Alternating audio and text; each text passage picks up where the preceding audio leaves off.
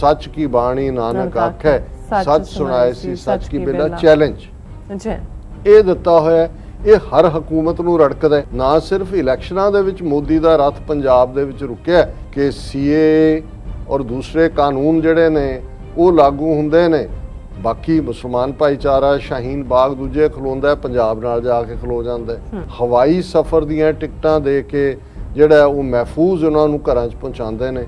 ਇਹਨਾਂ ਨੂੰ ਬਹੁਤ ਤਕਲੀਫ ਹੁੰਦਾ। ਸਿੱਖਾਂ ਨੇ ਦੱਸਿਆ ਕਿ ਭਾਈ ਅਸੀਂ ਕਿਸੇ ਦੀ ਮਜ਼ਹਬੀ ਇਬਾਦਤਗਾਹ ਨੂੰ ਢਾਹ ਕੇ, ਮਸੀਤ ਨੂੰ ਢਾਹ ਕੇ ਤੁਸੀਂ ਮੰਦਰ ਬਣਾਓ, ਉਹਦਾ ਅਸੀਂ ਹਾਂ ਤੁਸੀਂ ਵੈਸੇ ਮੰਦਰ ਬਣਾਉਂਦੇ, ਅਸੀਂ ਜ਼ਰੂਰ ਸ਼ੌਕ ਦੇ ਨਾਲ ਉਸ ਤੁਹਾਨੂੰ ਵਧਾਈ ਦਿੰਦੇ, ਅਸੀਂ ਤੁਹਾਡੇ ਇਸ ਕੁਕਰਮ ਮਾੜੇ ਕਰਮ ਦਾ ਹਿੱਸਾ ਨਹੀਂ। ਜਦੋਂ ਉਹਨਾਂ ਨੇ ਅਕਾਲੀ ਦਲ ਬਾਦਲ ਨੂੰ ਕਿਕ ਆਫ ਕੀਤਾ ਔਰ ਉਹਦੇ 'ਚ ਉਹਨਾਂ ਨੇ ਐਲਾਨ ਕੀਤਾ ਜੀ ਆਉਣ ਵਾਲੀ ਸਰਕਾਰ ਬੀਜੇਪੀ ਦੀ ਬਣੇਗੀ, ਹਰ ਇੱਕ ਨੂੰ ਹੈਰਾਨੀ ਹੋਈ ਵੀ ਕਿਸਾਨ ਲਹਿਰ ਦੇ ਚੱਲਦੇ ਆ ਇਹਨਾਂ ਨੂੰ ਤਾਂ ਕੋਈ ਉੱਥੇ ਵੜਨ ਨਹੀਂ ਦਿੰਦਾ, ਆਪਣੇ ਘਰਾਂ 'ਚ ਰਾਤ ਦੇ ਹਨੇਰੇ 'ਚ ਵੜਦੇ ਨੇ ਵੀ ਸਾਨੂੰ ਬਾਹਰ ਕਿਸਾਨ ਹੀ ਨਾ ਬੈਠੇ ਹੋਣ, ਕੋਈ ਮੀਟਿੰਗਾਂ ਨਹੀਂ ਕਰ ਸਕਦੇ।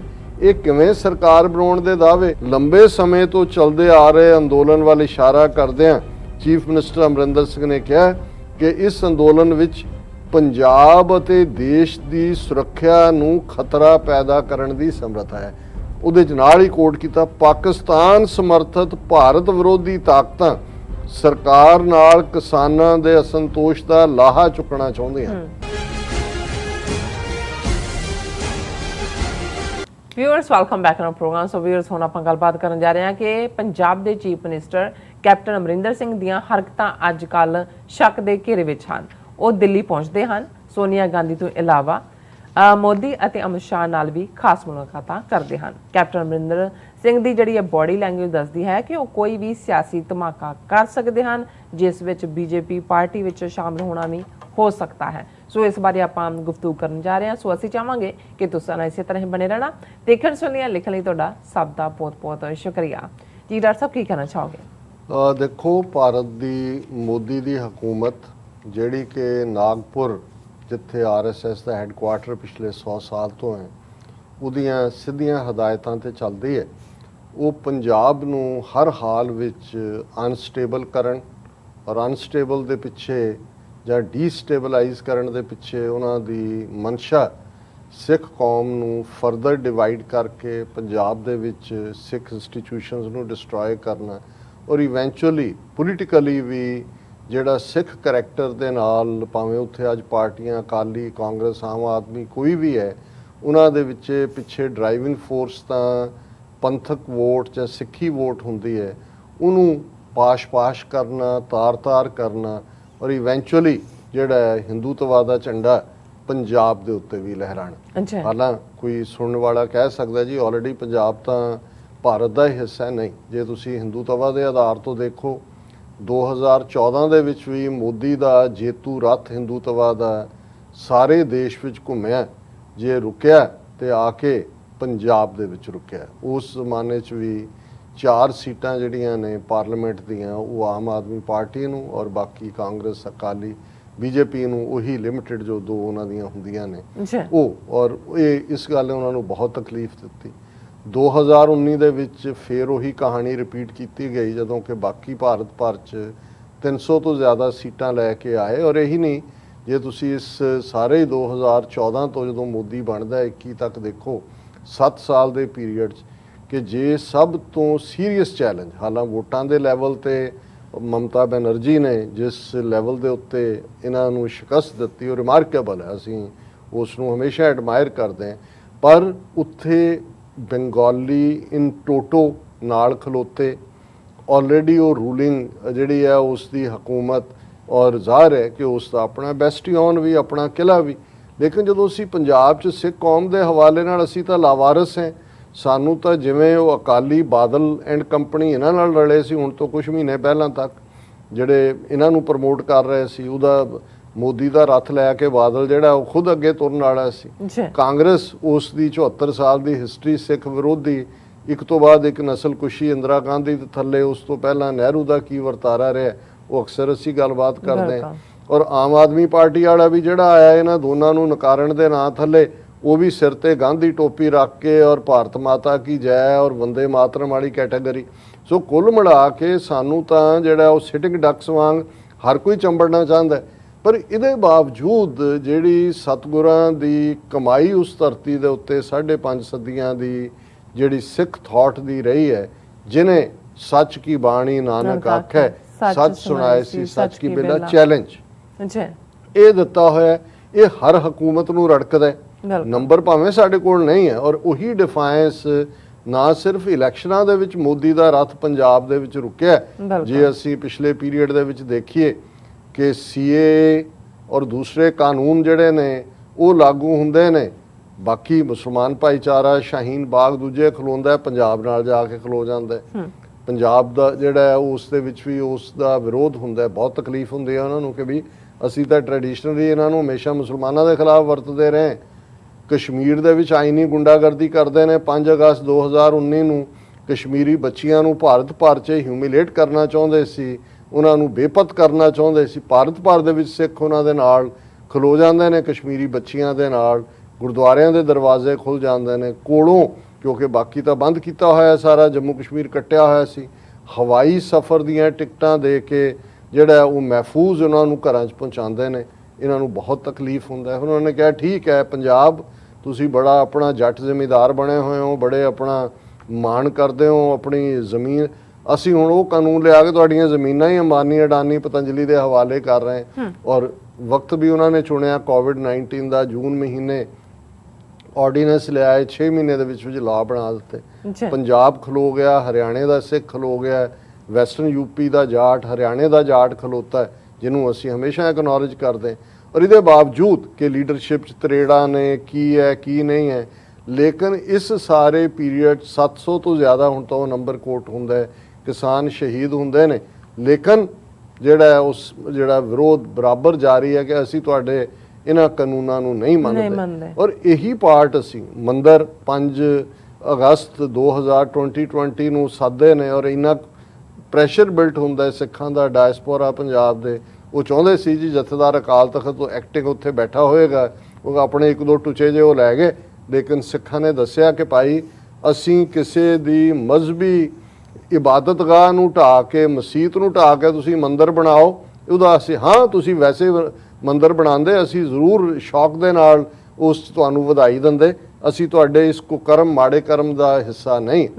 ਹੁਣ ਇਸ ਸਭ ਦੇ ਚੱਲਦੇ ਆ, ਇਹ ਤਾਂ ਹੋ ਨਹੀਂ ਸਕਦਾ ਕਿ ਵੀ ਏਜੰਸੀਆਂ ਟਿਕ ਕੇ ਬਹਿਣ। ਅਜੀਤ ਡੋਵਲ, ਖਾਸਮ ਖਾਸ ਉਹਦਾ ਕੈਪਟਨ ਅਮਰਿੰਦਰ, ਜਿਹਦੇ ਲਾਲ ਇੱਕ ਧਾਗਾ ਮੌਲੀ ਦਾ ਬੰਨਿਆ ਉਹਦੀ, ਔਰ ਉਹੀ ਜਿਹੜਾ ਕਾਲੀ ਮਾਤਾ ਦੇ ਮੰਦਰ ਜਾਣ ਵਾਲੇ ਵੀ, ਔਰ ਇਹ ਸਾਰਾ ਟ੍ਰੇਟਰਸ ਦਾ ਟੱਬਰ ਆਲੇ ਤੋਂ ਲੈ ਕੇ ਅਮਰਿੰਦਰ ਤੱਕ, ਜੋ ਇਹਨਾਂ ਦੀ ਕਰਤੂਤ।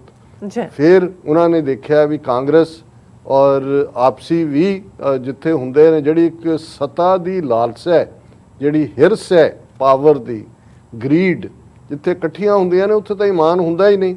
ਉਹ ਅਮਰਿੰਦਰ ਹੋਏ, ਨਵਜੋਤ ਸਿੱਧੂ ਹੋਏ, ਔਰ ਉਹਦੇ ਨਾਲ ਰਲੀ ਹੋਈ ਹਉਮੈ ਆਨਾ ਹਮ ਹੋਤੇ ਹੈ, ਔਰ ਉਹਦਾ ਸ਼ਿਕਾਰ ਜਿਹੜਾ ਉਹਨਾਂ ਨੇ ਏਜੰਸੀਆਂ ਨੇ ਦੇਖਿਆ। ਔਰ ਜਦੋਂ ਉਹਨਾਂ ਨੇ ਅਕਾਲੀ ਦਲ ਬਾਦਲ ਨੂੰ ਕਿਕ ਆਫ ਕੀਤਾ ਔਰ ਉਹਦੇ 'ਚ ਉਹਨਾਂ ਨੇ ਐਲਾਨ ਕੀਤਾ ਜੀ ਆਉਣ ਵਾਲੀ ਸਰਕਾਰ ਬੀਜੇਪੀ ਦੀ ਬਣੇਗੀ, ਹਰ ਇੱਕ ਨੂੰ ਹੈਰਾਨੀ ਹੋਈ ਵੀ ਕਿਸਾਨ ਲਹਿਰ ਦੇ ਚੱਲਦੇ ਆ, ਇਹਨਾਂ ਨੂੰ ਤਾਂ ਕੋਈ ਉੱਥੇ ਵੜ ਨਹੀਂ ਦਿੰਦਾ, ਆਪਣੇ ਘਰਾਂ 'ਚ ਰਾਤ ਦੇ ਹਨੇਰੇ 'ਚ ਵੜਦੇ ਨੇ ਵੀ ਸਾਨੂੰ ਬਾਹਰ ਕਿਸਾਨ ਹੀ ਨਾ ਬੈਠੇ ਹੋਣ, ਕੋਈ ਮੀਟਿੰਗਾਂ ਨਹੀਂ ਕਰ ਸਕਦੇ। ਇਹ ਕਿਵੇਂ ਸਰਕਾਰ ਬਣਾਉਣ ਦੇ ਦਾਅਵੇ, ਪਰ ਅਸੀਂ ਪਿਛਲੇ ਪੀਰੀਅਡ ਦੇ ਵਿੱਚ ਉਹ ਖੇਡ ਦੇਖ ਰਹੇ ਹਾਂ ਕਿ ਕਿਵੇਂ ਅਨਫੋਲਡ ਹੋ ਰਹੀ ਹੈ। ਕਿਵੇਂ ਜਿਹੜੇ ਲੋਕ ਲਾਲਚੀ ਨੇ ਜਾਂ ਜਿਹੜੇ ਵਲਨਰੇਬਲ ਨੇ, ਉਹਨਾਂ ਨੂੰ ਕਿਵੇਂ ਜਿਹੜਾ ਉਹ ਕਾਣੇ ਕੀਤਾ ਹੋਇਆ, ਜਿਨ੍ਹਾਂ ਨੂੰ ਉਹਨਾਂ ਦੇ ਰਾਹੀਂ ਜੀ ਬੀਜੇਪੀ ਜੁਆਇਨ ਕਰ ਰਹੇ ਨੇ, ਫਲਾਣਾ ਹੋ ਰਿਹਾ। ਔਰ ਇਧਰ ਕਾਂਗਰਸ ਦੇ ਵਿੱਚ ਤਬਦੀਲੀ ਹੁੰਦੀ ਹੈ ਜੀ, ਨਵਜੋਤ ਸਿੱਧੂ ਪ੍ਰਦੇਸ਼ ਕਾਂਗਰਸ ਨੂੰ ਲੀਡ ਕਰੇਗਾ, ਅਮਰਿੰਦਰ ਨੇ ਉਦੋਂ ਦੀ ਜਿਹੜੀ ਹੈ ਬਿਲਕੁਲ ਬੁੱਲ ਸੀਤੇ ਹੋਏ ਨੇ, ਕੋਈ ਨਹੀਂ ਕਰ ਰਿਹਾ ਕਿ ਭਾਈ ਉਹ ਨਜ਼ਰ ਆ ਰਿਹਾ ਕਿ ਵੀ ਪ੍ਰਿਯੰਕਾ ਔਰ ਰਾਹੁਲ ਨੇ ਆਉਣ ਵਾਲੇ ਪੀਰੀਅਡ, ਨਵਜੋਤ ਸਿੱਧੂ, ਕਿਸੇ ਨੇ ਕਿਹਾ ਵੀ ਨਵਜੋਤ ਸਿੱਧੂ ਨੇ ਉਹਨੂੰ ਸੋਨੀਆ ਨੂੰ ਕਿਹਾ ਸੀ ਕਿ ਮੁੰਨੀ ਬਦਨਾਮ ਹੋਈ ਤੇ ਉਹਦਾ ਨਾਂ ਪੱਪੂ ਰੱਖਿਆ ਸੀ, ਉਹਨੇ ਕਿਹਾ ਪੱਪੂ ਨੂੰ ਟੋਮੀ ਬਣਾਤਾ ਉਹਨੇ। ਹੁਣ ਉਹ ਆਪਣੀ ਖੇਡ ਹੈ। ਪਰ ਜਦੋਂ ਅਸੀਂ ਏਜੰਸੀਆਂ ਦੀ ਗੱਲ ਕਰਦੇ ਹਾਂ, ਕਈ ਵਾਰ ਜੋ ਸਾਹਮਣੇ ਨਜ਼ਰ ਆ ਰਿਹਾ ਹੁੰਦਾ ਉਹ ਨਹੀਂ ਹੁੰਦਾ, ਉਹਦੇ ਬਿਹਾਈਂਡ ਹੁੰਦਾ ਹੈ। ਔਰ ਇਹ ਅਮਰਿੰਦਰ ਨੇ ਬਿਲਕੁਲ ਚੁੱਪੀ, ਹਾਲਾਂ ਉਹ ਅਜੀਤ ਡੋਵਲ ਦੀ ਡਾਇਰੈਕਸ਼ਨਸ ਦੇ ਉੱਤੇ ਕੰਮ ਕਰਨ ਵਾਲਾ, ਬਿਆਨਬਾਜ਼ੀਆਂ ਸਭ ਤੋਂ ਜ਼ਿਆਦਾ ਜੇ ਭੌਂਕਿਆ ਈਵਨ ਕਰਤਾਰਪੁਰ ਕੋਰੀਡੋਰ ਬਣਨ ਦੇ ਵੇਲੇ ਕਿ ਜੀ ISI ਆ ਜਾਏਗੀ, ਇੰਟੈਲੀਜੈਂਸ ਏਜੰਸੀਆਂ ਉਹਨਾਂ ਦੀਆਂ, ਪਾਕਿਸਤਾਨ ਦੀਆਂ, ਅੱਤਵਾਦ ਆ ਜਾਏਗਾ, ਉਹ ਤੇ ਇਹਦਾ ਬਣਾਇਆ ਦਿਨਕਰ ਗੁਪਤਾ, ਜਿਹਨੇ ਕੰਮ ਇੰਟੈਲੀਜੈਂਸ ਬਿਊਰੋ 'ਚ ਕੀਤਾ ਜੀ। ਹੁਣ ਵੀ ਪਿਛਲੇ ਹਫਤੇ ਜਾਂ ਅਜੇ 2 ਦਿਨ ਪਹਿਲਾਂ ਅਸੀਂ ਡਿਸਕਸ ਕੀਤਾ ਹੈ ਕਿ ਜੀ ਪੰਜਾਬ ਦੇ ਵਿੱਚ ਡਰੋਨਸ ਨੇ ਸੁੱਟਤਾ, ਟਿਫਨ ਬੰਬ ਆ ਗਏ, ਹੈਂਡ ਗ੍ਰਨੇਡ ਆ ਗਏ, ਦੂਜਾ ਆ ਗਿਆ, ਹਾਈ ਅਲਰਟ ਕਰਤਾ। ਹੁਣ ਅਸੀਂ ਇਹ ਕਹਿ ਰਹੇ ਹਾਂ ਵੀ ਇਹ ਕੁਛ ਨਾ ਕੁਛ ਰਿੱਝ ਰਹੇ, ਕੁਛ ਨਾ ਕੁਛ ਹੈ, ਕੋਈ ਮਿਸਚੀਫ ਅਪ देयर ਸਲੀਵਸ ਹੈ।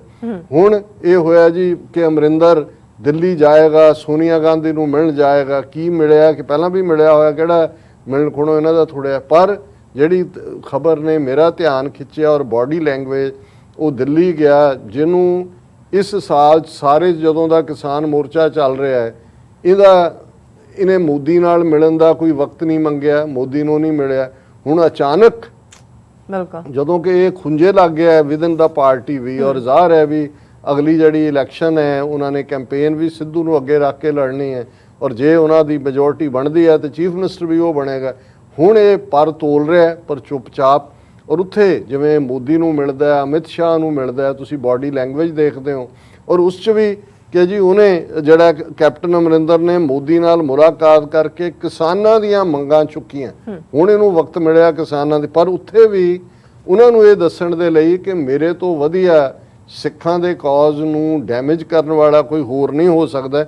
ਔਰ ਉਹਦੇ 'ਚ ਉਹਨੇ ਕਿਹਾ ਕਿ ਵੀ ਇਹ ਜਿਹੜਾ ਇਸ ਅੰਦੋਲਨ ਮੰਨ ਲਓ ਇਹਨਾਂ ਦੀਆਂ ਮੰਗਾਂ ਲੰਬੇ ਸਮੇਂ ਤੋਂ ਚੱਲਦੇ ਆ ਰਹੇ ਅੰਦੋਲਨ ਵੱਲ ਇਸ਼ਾਰਾ ਕਰਦਿਆਂ ਚੀਫ ਮਿਨਿਸਟਰ ਅਮਰਿੰਦਰ ਸਿੰਘ ਨੇ ਕਿਹਾ ਕਿ ਇਸ ਅੰਦੋਲਨ ਵਿੱਚ ਪੰਜਾਬ ਅਤੇ ਦੇਸ਼ ਦੀ ਸੁਰੱਖਿਆ ਨੂੰ ਖਤਰਾ ਪੈਦਾ ਕਰਨ ਦੀ ਸਮਰੱਥਾ ਹੈ। ਹੁਣ ਕਿੱਥੋਂ ਖਤਰਾ ਹੈ ਉਹਦੇ 'ਚ ਨਾਲ ਹੀ ਕੋਟ ਕੀਤਾ, ਪਾਕਿਸਤਾਨ ਸਮਰਥਿਤ ਭਾਰਤ ਵਿਰੋਧੀ ਤਾਕਤਾਂ ਸਰਕਾਰ ਨਾਲ ਕਿਸਾਨਾਂ ਦੇ ਅਸੰਤੋਸ਼ ਦਾ ਲਾਹਾ ਚੁੱਕਣਾ ਚਾਹੁੰਦੇ ਹਨ। ਉਹਨਾਂ ਨੂੰ ਕਹਿ ਰਿਹਾ ਕਿ ਮੈਂ ਹੀ ਹਾਂ ਜਿਹੜਾ ਇੰਡੀਆ ਦੀ ਯੂਨਿਟੀ ਇੰਟੈਗ੍ਰਿਟੀ ਨੂੰ ਗਾਰਡ ਕਰ ਸਕਦਾ ਹੈ। ਇਹ ਕਿਸਾਨਾਂ ਦੇ ਅੰਦੋਲਨ ਦੇ ਹਵਾਲੇ ਨਾਲ ਐਂਟਾਈ ਨੈਸ਼ਨਲ ਜਿਹੜੀਆਂ ਫੋਰਸਿਸ ਨੇ ਉਹ ਪਾਕਿਸਤਾਨ ਦੇ ਨਾਲ ਰਲ ਜਾਣਗੀਆਂ ਔਰ ਇਹ ਖਾਲਿਸਤਾਨ, ਇਹ ਉਹਨਾਂ ਨੂੰ ਕਹਿ ਰਿਹਾ। ਮਤਲਬ ਉਹਦਾ ਮਤਲਬ ਇਹ ਹੈ। ਪਰ ਇਹਦੇ ਨਾਲੋਂ ਵੀ ਇੰਪੋਰਟੈਂਟ ਮੈਨੂੰ ਇਹ ਲੱਗਦਾ ਹੈ ਕਿ ਉਹ ਇਸ ਸੌਦੇ ਜਦੋਂ ਤੁਸੀਂ ਦੇਖਦੇ ਹੋ ਜਿਵੇਂ ਅਮਿਤ ਸ਼ਾਹ ਦੇ ਨਾਲ ਉਸ ਦੀਆਂ, ਔਰ ਦਰਸ਼ਕ ਸਕਰੀਨ ਤੇ ਦੇਖ ਸਕਦੇ ਨੇ ਉਸ ਦੀ ਇਸ ਪਾਰਟ ਨੂੰ, ਹਾਲਾਂ ਮੋਦੀ ਦੇ ਨਾਲ ਵੇਲੇ ਤਾਂ ਮੂੰਹ ਦੇ ਉੱਤੇ ਉਹ ਬੁੱਝਾ ਜਿਹਾ ਬੰਨਿਆ ਹੋਇਆ ਦੋਨਾਂ ਨੇ, ਡਰਾਮੇਬਾਜ਼। ਔਰ ਉਹਦੇ 'ਚ ਉਹ ਕਹਿਣਾ ਇਹ ਚਾਹੁੰਦਾ ਹੈ, ਔਰ ਮੈਨੂੰ ਇਹ ਲੱਗਦਾ ਹੈ ਕਿ ਜੇ ਸੋਨੀਆ ਨੂੰ ਵੀ ਉਹਨੇ ਗੱਲਬਾਤ ਕਰਕੇ ਕੀ, ਪਰ ਉਹਨੂੰ ਵੀ ਦੱਸ ਦਿੱਤਾ ਉਹਨੇ ਕਿ ਜੀ ਜੇ ਮੈਨੂੰ ਜਿਹੜਾ ਉਹ ਡਿਚ ਕੀਤਾ ਤੇ ਮੈਂ ਬੀਜੇਪੀ ਜੁਆਇਨ ਕਰਨ ਨੂੰ ਤਿਆਰ ਹਾਂ। ਔਰ ਮੇਰਾ ਪਹਿਲੇ ਦਿਨ ਤੋਂ ਇਹ ਹੈ ਕਿ ਜਿਹੜਾ ਬੀਜੇਪੀ ਨੇ ਆਪਣਾ ਕਲੇਮ ਕੀਤਾ ਹੈ ਕਿ ਵੀ ਅਸੀਂ ਜਿਹੜਾ ਉਹ ਬਣਾਵਾਂਗੇ ਆਪਣੀ ਸਰਕਾਰ, ਔਰ ਦੂਜਾ ਉਹਦੇ 'ਚ ਕੁਛ ਨਾ ਕੁਛ ਐਸਾ ਹੈ ਜਿਹੜਾ ਪੋਲੀਟੀਕਲੀ ਵੀ, ਔਰ ਮੈਨੂੰ ਕੋਈ ਹੈਰਾਨੀ ਨਹੀਂ ਹੋਏਗੀ ਕਿ ਅਮਰਿੰਦਰ ਆਪਣੇ ਲਾਇਲਿਸਟ ਦੇ ਨਾਲ ਬੀਜੇਪੀ ਨੂੰ ਲੀਡ ਕਰੇ ਆਉਣ ਵਾਲੀਆਂ ਇਲੈਕਸ਼ਨਾਂ 'ਚ, ਜਾਂ ਕੋਈ ਹੋਰ ਖੇਡ, ਔਰ ਜਾਂ ਇਸ ਕਿਸਮ ਦਾ ਮਾਹੌਲ ਬਣ ਜਾਏ ਕਿ ਉਹ ਉਹਨੂੰ ਹਰਾ ਦੇਣ, ਉਹਨੂੰ ਹਰਾ ਦੇਣ, ਔਰ ਉਸ ਹੰਗ ਅਸੈਂਬਲੀ ਦੇ ਵਿੱਚ ਬੀਜੇਪੀ ਆਪਣੀਆਂ 500 ਸੀਟਾਂ ਦੇ ਨਾਲ ਕਿੰਗ ਮੇਕਰ ਬਣ ਜਾਏ, ਜਾਂ ਤੋੜ ਕੇ ਗਵਰਨਰ ਰੂਲ, ਔਰ ਫਿਰ ਜਿਵੇਂ ਚੱਲ ਰਿਹਾ ਕਿ ਪੰਜਾਬ 'ਚ ਪਠਾਨਕੋਟ ਔਰ ਦੂਸਰੇ ਜ਼ਿਲ੍ਹੇ ਤੋੜ ਕੇ ਜੰਮੂ ਨਾਲ ਲਾ ਕੇ ਉਹਨੂੰ ਸੂਬਾ ਬਣਾ ਦਿਓ, ਸਿੱਖਾਂ ਨੂੰ ਮਾਈਨੋਰਟੀ 'ਚ ਕਰ ਦਿਓ, ਔਰ ਇਹ ਜਿਹੜੇ ਹੋਰ ਜ਼ਿਲ੍ਹੇ ਇੱਧਰ ਲਾ ਕੇ ਵੀ ਮਾਈਨੋਰਟੀ 'ਚ ਕਨਵਰਟ ਕਰ ਦਿਓ। ਪਰ ਆਉਣ ਵਾਲੇ ਪੀਰੀਅਡ 'ਚ ਇਸ ਗੱਲ ਨੂੰ ਬੜਾ ਕਲੋਜ਼ਲੀ ਵਾਚ ਕੀਤਾ ਜਾਣਾ ਚਾਹੀਦਾ ਹੈ ਕਿ ਬਈ ਇਹ ਜਿਹੜਾ ਆਲੇ ਦੀ ਔਲਾਦ ਔਰ ਹਮੇਸ਼ਾ ਆਪਣੀ ਕੌਮ ਨਾਲ ਬੇਵਫਾਈ ਕਰਨ ਵਾਲਾ, ਇਹ ਜਿਹੜਾ ਬਿਲਕੁਲ ਬਦ ਅਖਲਾਕ, ਬਦ ਕਲਾਮ, ਬਦ ਕਿਰਦਾਰ ਬੰਦਾ ਆਉਣ ਵਾਲੇ ਪੀਰੀਅਡ 'ਚ ਇਹ ਕਿਸ ਪਾਸੇ ਜਾ ਕੇ ਡਿੱਗੇਗਾ। ਜੀ ਬਿਲਕੁਲ ਡਾਕਟਰ ਸਾਹਿਬ, ਤੁਹਾਡਾ ਬਹੁਤ ਬਹੁਤ ਸ਼ੁਕਰੀਆ। ਸੋ ਅਥਲੇ ਨੇ ਬ੍ਰੇਕ, ਵਿਊਅਰਸ ਤੁਸੀਂ ਇਸੇ ਤਰ੍ਹਾਂ ਹੀ ਬਣੇ ਰਹਿਣਾ। ਮਿਲਦੇ ਹਾਂ ਛੋਟੇ ਜਿਹੇ ਬ੍ਰੇਕ ਤੋਂ ਬਾਅਦ।